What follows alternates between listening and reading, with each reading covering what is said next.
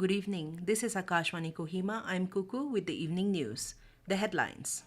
Prime Minister Narendra Modi reaffirms India's commitment to empowering young minds. Nagaland launches intensified IEC campaign, second edition on HIV awareness. Nagaland holds state-level Viksit Bharat Yuva Connect Program 2025 and Startup Nagaland launches push for local private sector investment for homegrown entrepreneurs. Now the news in detail. Prime Minister Narendra Modi has reaffirmed India's commitment to nurturing scientific curiosity and empowering young minds. Addressing the 18th International Olympiad on Astronomy and Astrophysics, he highlighted key initiatives that are shaping the country's innovation landscape.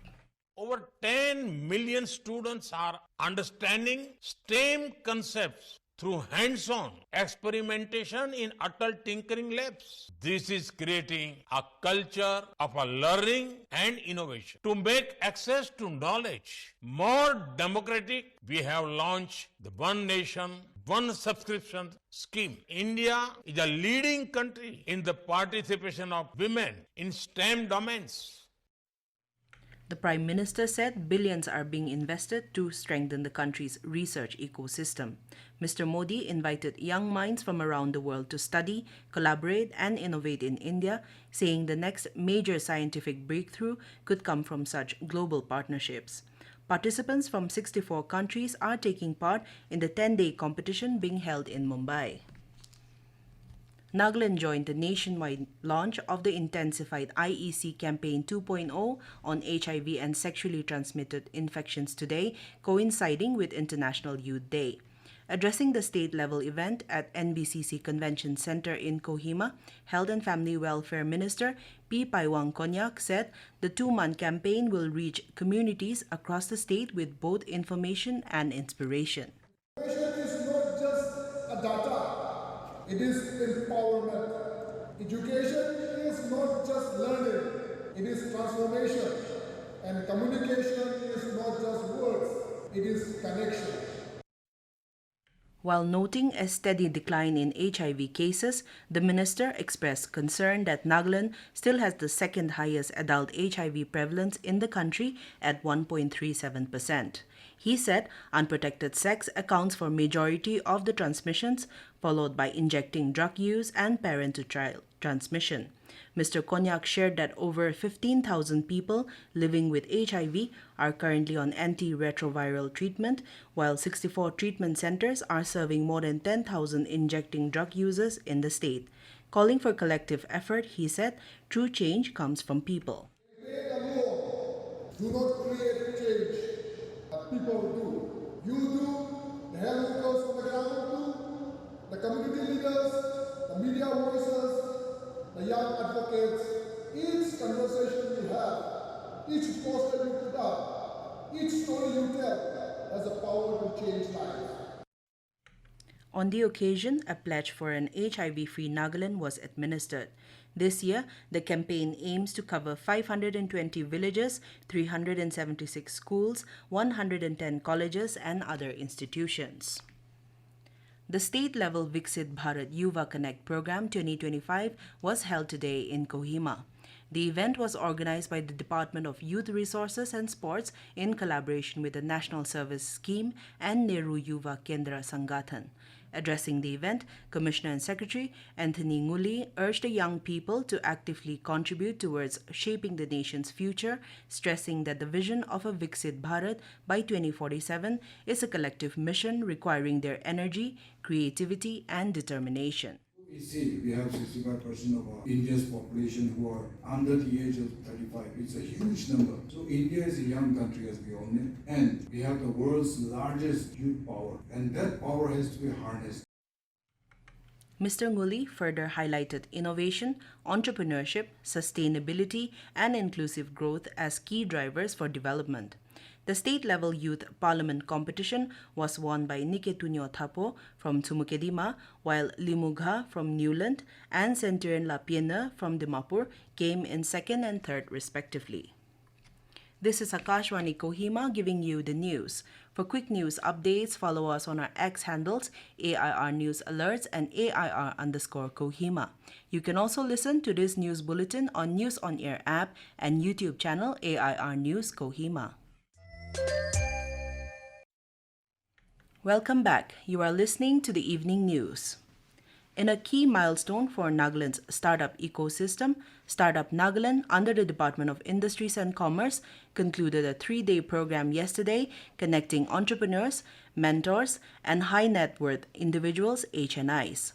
The final day featured the state's first ever HNIs awareness session, bringing together business leaders, legacy families, and professionals to bridge the gap between local wealth and local ideas. It marked the beginning of local private sector engagement with startups. Delivering the keynote, Startup Nagaland CEO and Industries Director P. Tokuga Sema said the goal was not for immediate investment but long-term commitment. Noting that startups in Nagaland often rely on personal savings or outside funding, he emphasized that local investors can offer more than capital. They bring cultural understanding, mentorship, networks, and trust to help build homegrown, globally competitive companies, he added. In the earlier sessions on August 7 and 8, the Startup Mentorship and Bootcamp 2025 featured leading entrepreneurs and professionals who shared practical strategies and sectoral insights to early and growth stage startups.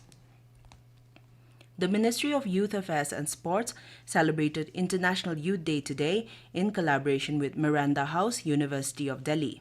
Speaking on the occasion, Secretary of the Department of Youth Affairs, Pallavi Jain Govil, highlighted key initiatives taken by the government, including the introduction of the My Bharat application and the inclusion of artificial intelligence in the application to enhance youth's skill development.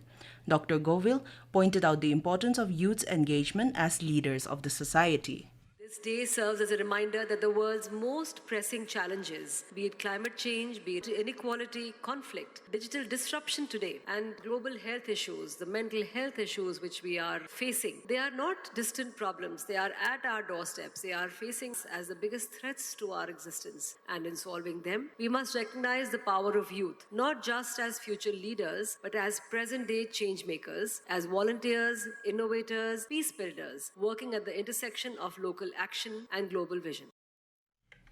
Following the detection of African swine fever at Kigwema and Mitelepe villages, Kohima Deputy Commissioner DC has declared both areas as infected zones. A 1-kilometer radius around the affected villages is designated as the infected zone, while a 10-kilometer radius is marked as the surveillance.